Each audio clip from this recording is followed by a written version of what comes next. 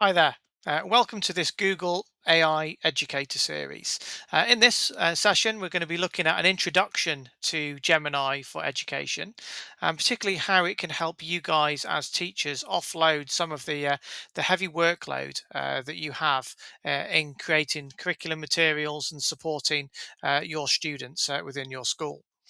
Now, before we start, it's probably good to highlight this quote from Ben Gomez, the chief technologist at Google.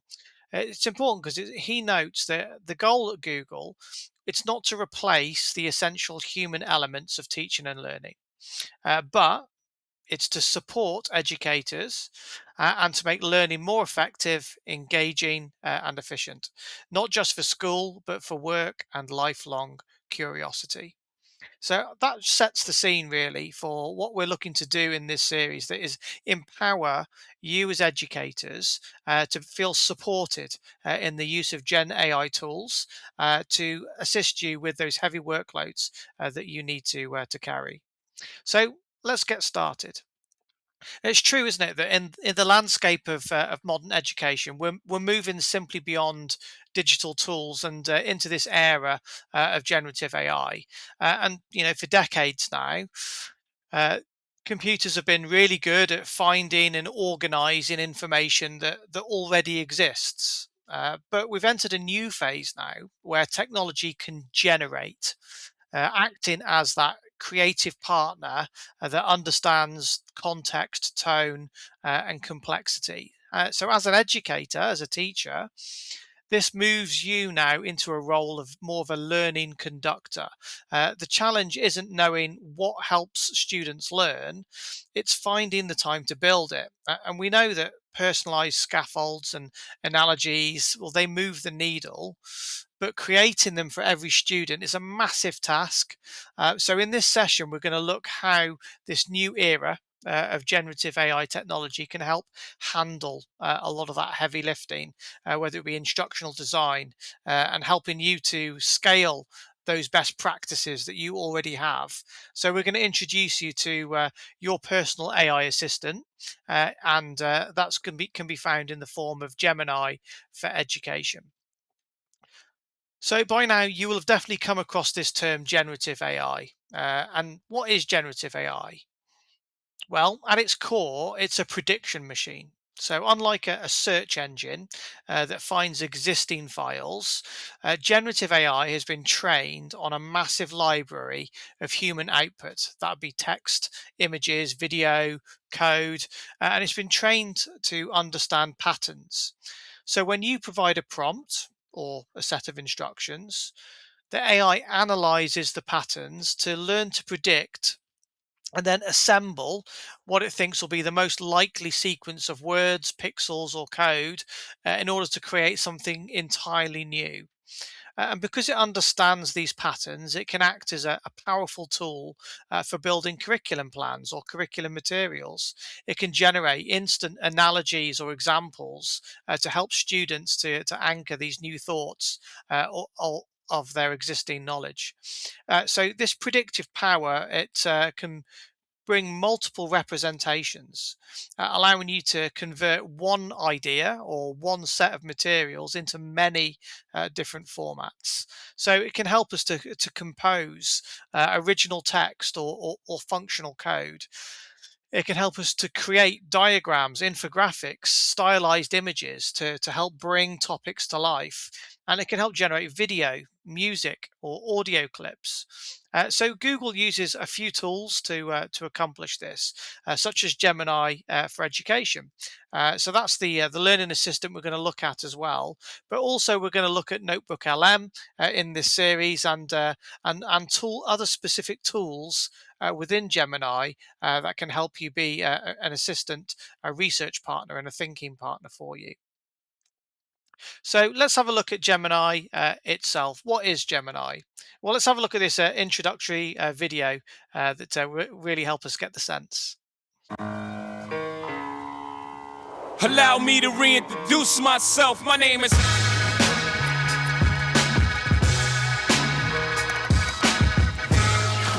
Wow. Wow. Okay.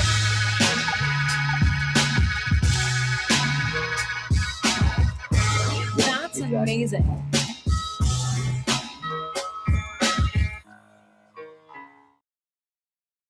Brilliant.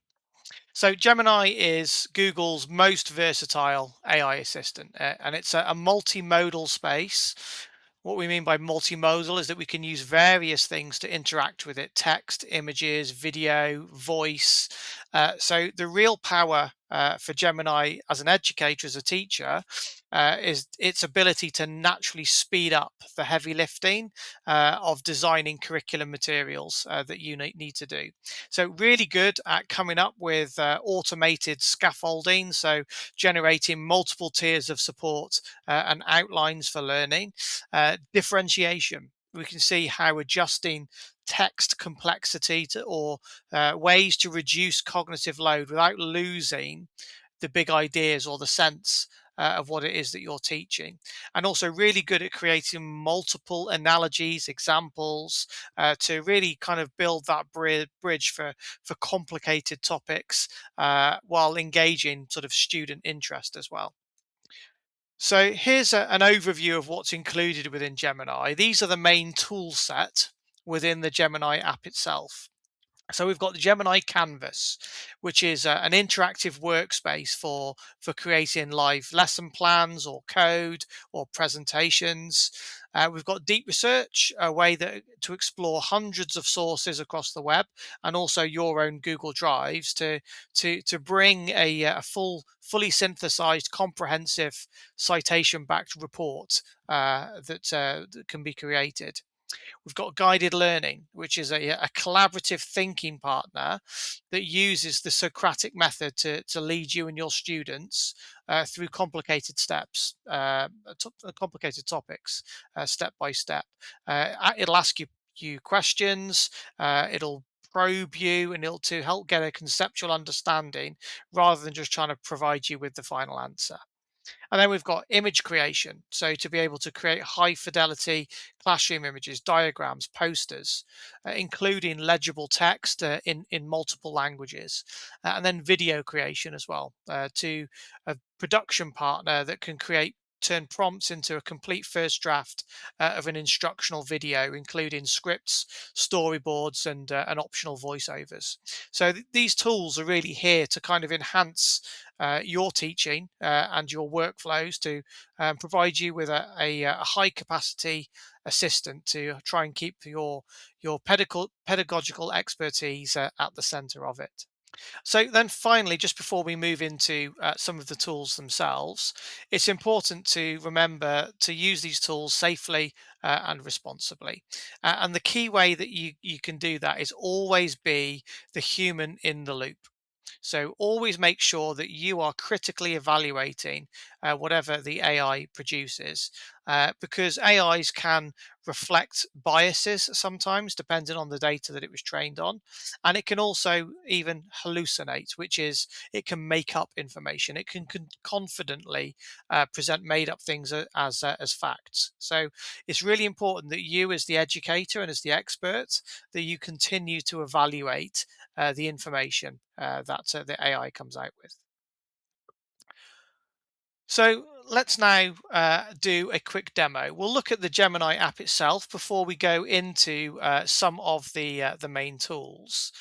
So we're going to try and do this through our series of tools now. So we want to try and reduce the cognitive load, and then build the scheme or the curriculum work, create scaffolding and support, and then also continue to evaluate.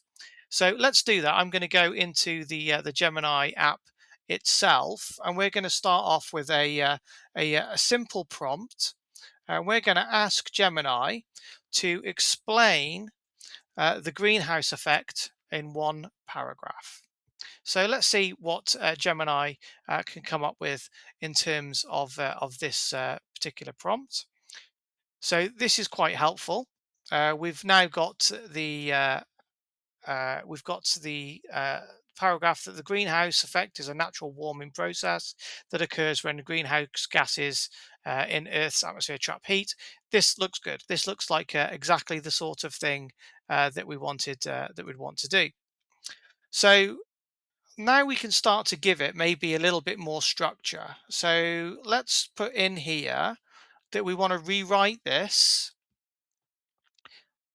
and I'm going to change grade because we are in the UK for a UK year 5 student using a helpful analogy.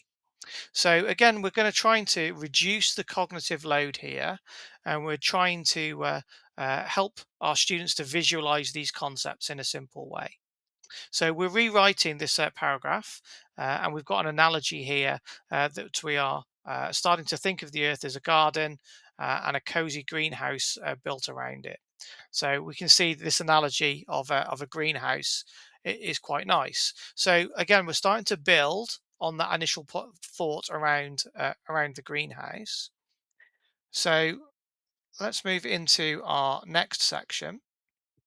So now we want to then start uh, build on this as well. So we want to help our students to understand this concept a little bit more. So we're now going to ask it to give us an outline for a 4-panel comic strip that explains how greenhouse gases trap heat. So after we've created this, here we go. So we've got our nice 4-panel comic strip to try and help our students to understand this particular topic. Then how can we continue to support our students' learning? Well, we can now start to again develop and build on this iterative approach that we're taking. And let's ask Gemini to create a list of 5 sentence starters to help students write a letter to their local representative about protecting the environment.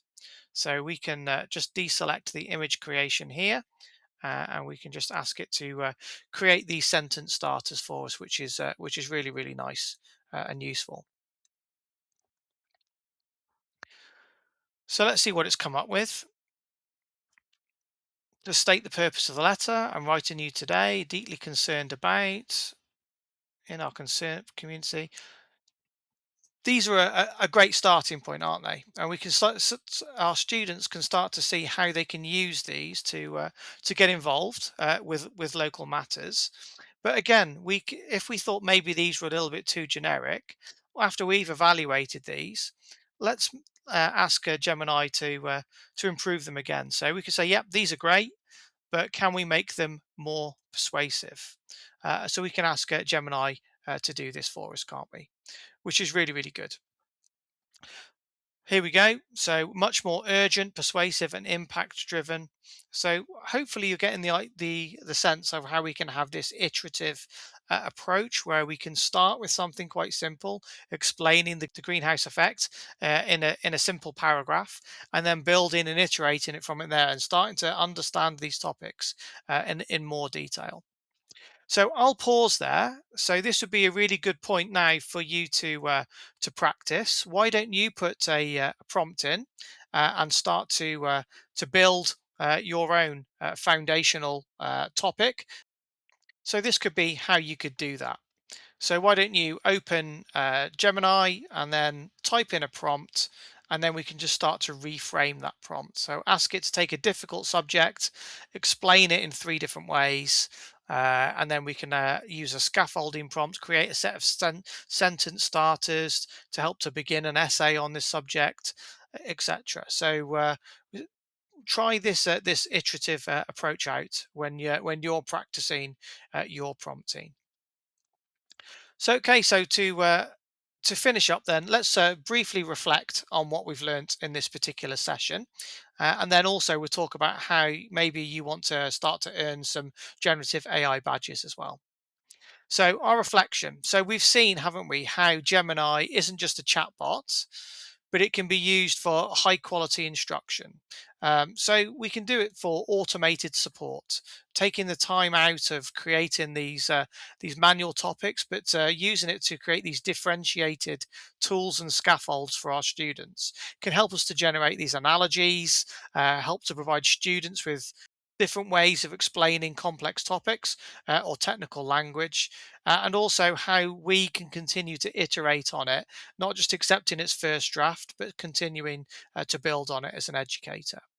So, if you enjoyed that session, Maybe you want to take a quiz on that and earn yourself a little badge. Well, you're more than welcome to. So why not scan the QR code on screen and take that quiz, and then you can earn yourself the first of your Google AI Educator badges. Thank you for listening, and we look forward to presenting to you again on the next topic, which is coming up.